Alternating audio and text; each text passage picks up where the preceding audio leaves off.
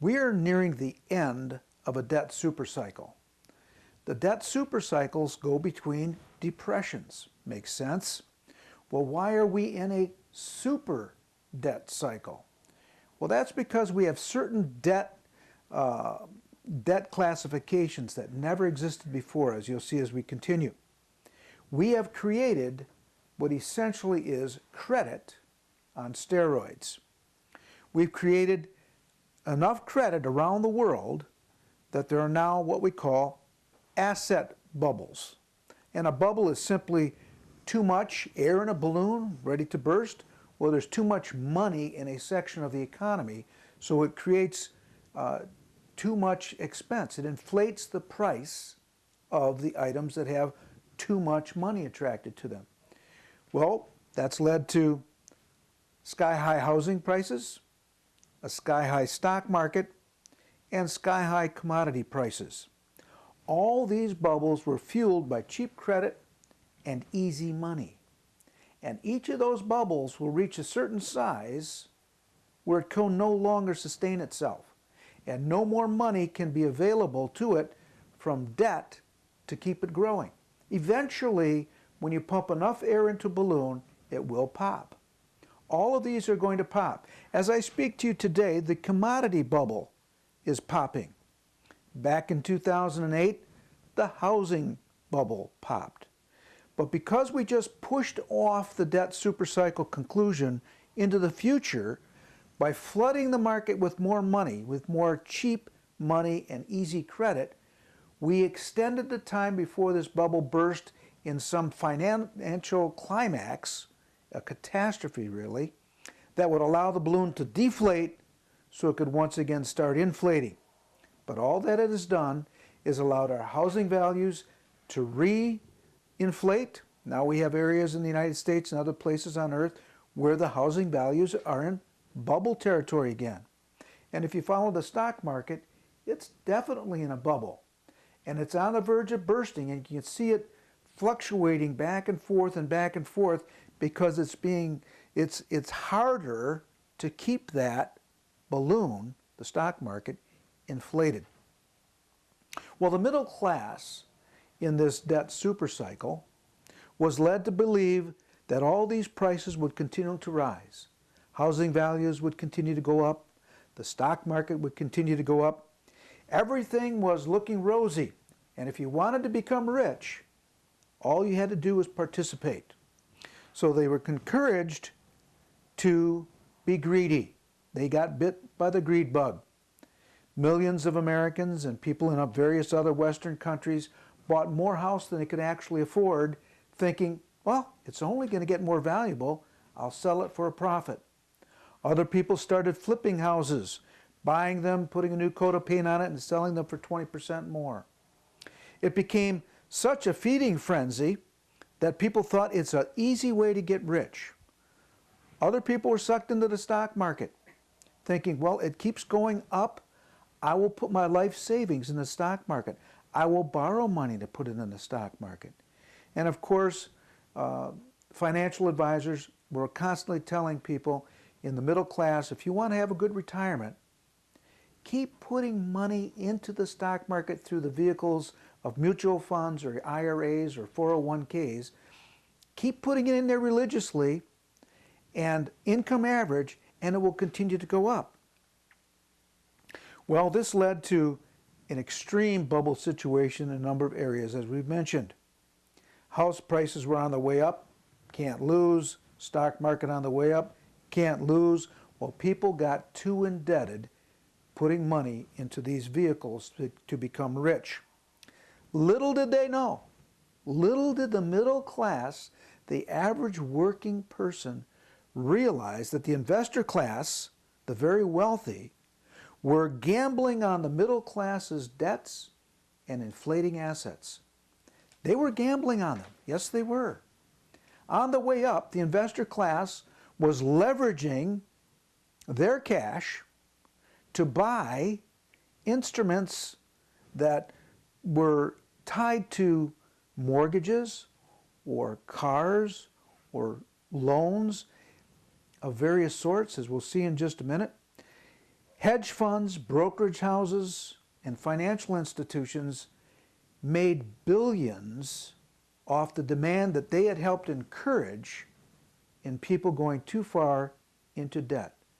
And the elites of the world really did become fabulously more wealthy, gambling on the assets and the debts of the middle class. You see, the investor class has available to themselves things that the average person does not. They have combined technology with a confusing babble of newfangled trading instruments to gamble on your and my house, mortgages, car loans, and student loans, as we'll see in just a minute. I've got a book by a well-known economist, Adair Turner. This is a book that has come out just recently. It's entitled Between Debt and the Devil. Between Debt and the Devil. Adair Turner was chairman of Britain's Financial Services Authority during the recent housing bust and the financial crisis that went around the world starting in 2008. As such, he was very privy to what they tried to do to mitigate it and how they tried to get out of the crash that was occurring around them. They did not want another 1929 style debacle to come upon the earth. Well, here's what he had to say in retrospect. He feels that some great mistakes were made, but he has some very incisive things in this book to help us understand how we got into the fix that we did, and that'll lead us to the solution of how to get out. In page 25 of this book, I want to read you a quote from Mr. Turner. But from the 1970s, the scale of credit security creation soared, above all in the United States, but with consequences across all advanced economies and major financial centers. The credit intermediation system that connected end borrowers and end savers was transformed. The new system was built on the innovations of credit securitization, credit structuring, and credit derivatives. Securitization enabled loans to homeowners, car buyers, students, or businesses to be pooled into composite credit securities and sold to end investors rather than held to maturity on bank balance sheets. It extended bond-based finance from governments and major corporations to a wider set of borrowers. Credit structuring divided up the risk and return inherent in a portfolio of loans and allowed the creation of different tranches of credit securities, from low-risk, low-return super senior claims to high-risk mezzanine or equity. It gave us the alphabet soup of collateralized loan obligations, called CLOs, collateralized debt obligations, CDOs, and even CDO squareds. CDOs did not even exist in 1995. In 2006, $560 billion of new CDOs were issued. Credit default swaps, CDS, were invented to allow banks to hedge credit risk, but they also enabled banks and other investors or dealers to seek profit from position taking. Their value grew from zero, get this, from zero in 1990 to almost $60 trillion by 2007. And what does this mean for you and I? It means that when we bought a home with a mortgage, or a car with a mortgage, or we went and took on student debt, sending our kids to college, or for them to get an education on their own and taking on their own student loans, those loans, unbeknownst to any of us, were getting bundled together with thousands of loans from other people and sold to investors around the world who began trading them back and forth. You and I didn't know that was happening. There were people in the bust, the housing bust, that found that the bank that they'd gone and gotten their mortgage from didn't own their mortgage. It was owned by a composite or group of investors that could be from anywhere from German banks to Norwegian banks to wealthy investors, anywhere in the world. How did you find out who you really owed the money to for your mortgage? It became a nightmare. But you and I didn't realize that was happening. And it started in about 1990 and went from zero to $60 trillion. Unbelievable. Amazing. But somebody and some people got very, very wealthy as these bubbles grew. Very, very wealthy. Well, he calls it an alphabet soup, literally a Babylon of confusion, that the average person has no hope of understanding what all these are and what derivatives are. No one can understand. Even in some cases, the men who wrote the algorithms and the computer programs couldn't fathom what the end result would actually be. That's how complicated it is. But essentially, what it boils down to is this. They were trading in the lives and the livelihoods and the assets and the debts of the middle class. Our homes, our farms, our education, our cars, our businesses, and therefore our jobs. All of these became virtual casinos for elite investors.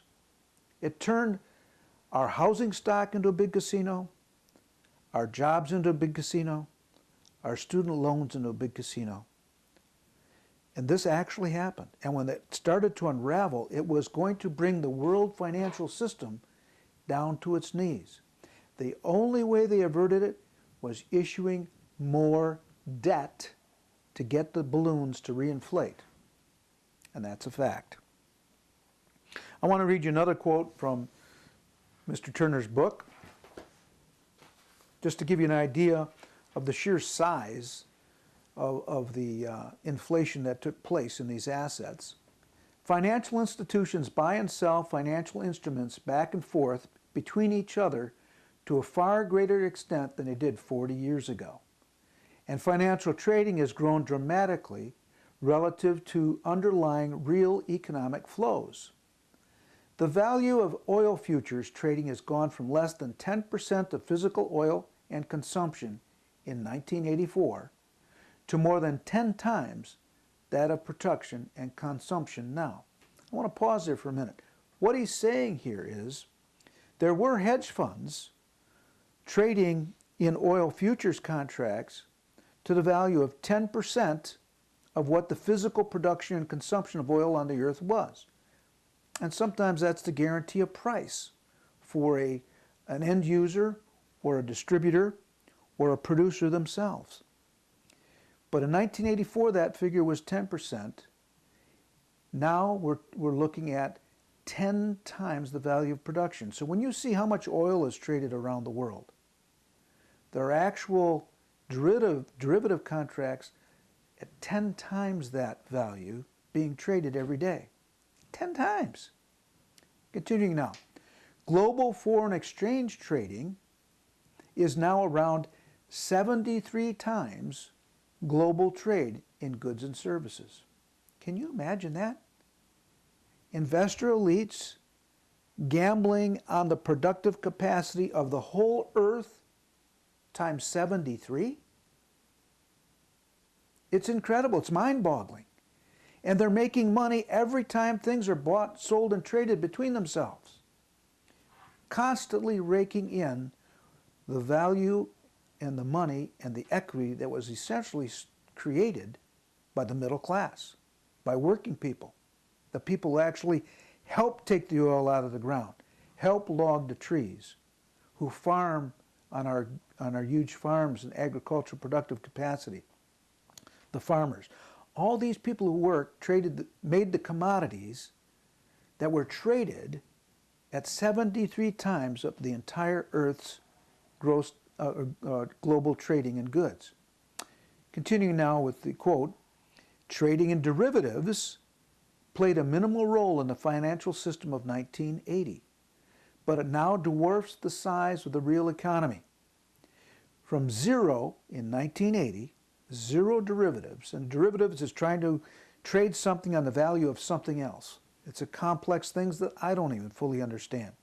But it's a way of trading off of the value of various things and comparing various things to one another. But get this. In 1980, that was virtually zero. The total notional value of outstanding interest rate derivative contracts had soared by 2007 to more than $400 trillion, about 9 times the value of the entire world's global gross domestic product. The growth of trading activity was spread across numerous different asset classes and contract types, but one of the most important changes was increasing trading of credit securities, a key element in the phenomena we label securitization and shadow banking. A figure of 400 trillion is beyond the human imagination to comprehend. But that was what was done by 2007 in trading in interest rate derivatives. Unbelievable. People were raking in billions, getting very, very rich, while the working class was encouraged to take on more debt, to buy more house that they could afford, and keeping the interest rate low and assuring them they could sell it for more money in the future. They were encouraged to consume far beyond what they should have been, because as their houses were inflating in value, banks were very quick to give them home equity lines of credit so that they could go out and buy more. And that's why when the bubble burst and things were unraveling, it was so serious. Unbelievable that this could be done basically without the knowledge of the average working man and woman. Well, the results of this confusing babble that few of us can understand were terrible. On one hand, those who know how to play the game became fabulously wealthy. Some of the salaries of hedge fund managers and investment bankers were enormous. We're talking millions and in some cases hundreds of millions of dollars in a single year. On the other hand, the middle class took it on the chin. They were devastated. You see, on the way up, investing elites made money trading in the things they encouraged the middle class to buy. They made money every time people bought and sold stock. They made money every time someone invested in their 401k or their IRA. They made money when people financed and refinanced their homes and bought more homes. And then they made money as they watched it rise in price. Well, on the way down, what happened? Millions in the middle class lost their jobs. Millions lost their homes through foreclosure. Millions went bankrupt. Millions found that they could not afford to retire.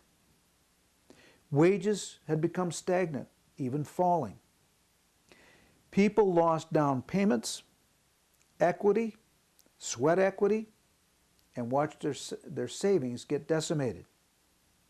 But to add insult to injury, the elite investing class bought assets on the cheap.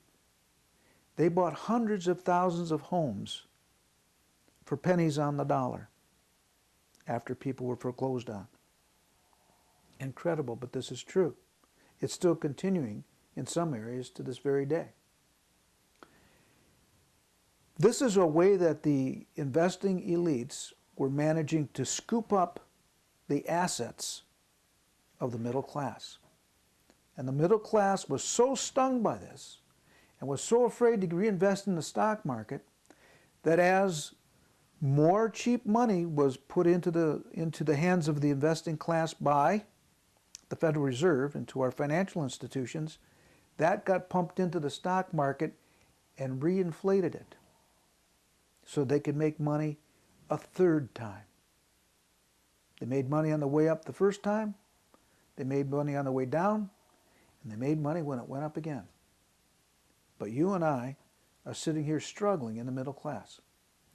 It's not fair, and it's leading to some huge problems. But this was an enormous transfer of wealth from the average working person, from the middle class, to the already wealthy elites. They were able to pay cash for foreclosed homes, cash for cottages, and they bought stocks that we dumped on the cheap because we were in a panic. We were trying to save what we had for retirement, trying to preserve it. So we dumped stocks at the absolute worst time. That's what happened. Now, there are lessons we could learn from history about all of this. We don't want to be communistic. We find that communism doesn't work. There's no point in saying we're going to take what everybody has and the government will determine who has it. That system has been tried and failed. Confiscatory communism is an abject failure of history. We don't want to go there. On the other hand, we see that unbridled capitalism and unprincipled capitalism leads to depression. And you know what? Depression leads to war. That's how we got out of the depression of the 1930s, was World War II. Because when the world is struggling, people will do desperate things to right their ship, and they will find people to blame. And when they blame them, they're willing to go to war to try to right their wrong in their eyes and also to gain the wealth that they feel they unfairly lost. Well, we don't want to go down that road either. We've got to find a way to solve these problems, and there is a way. In part 3, we're going to discuss how we can get out of this mess.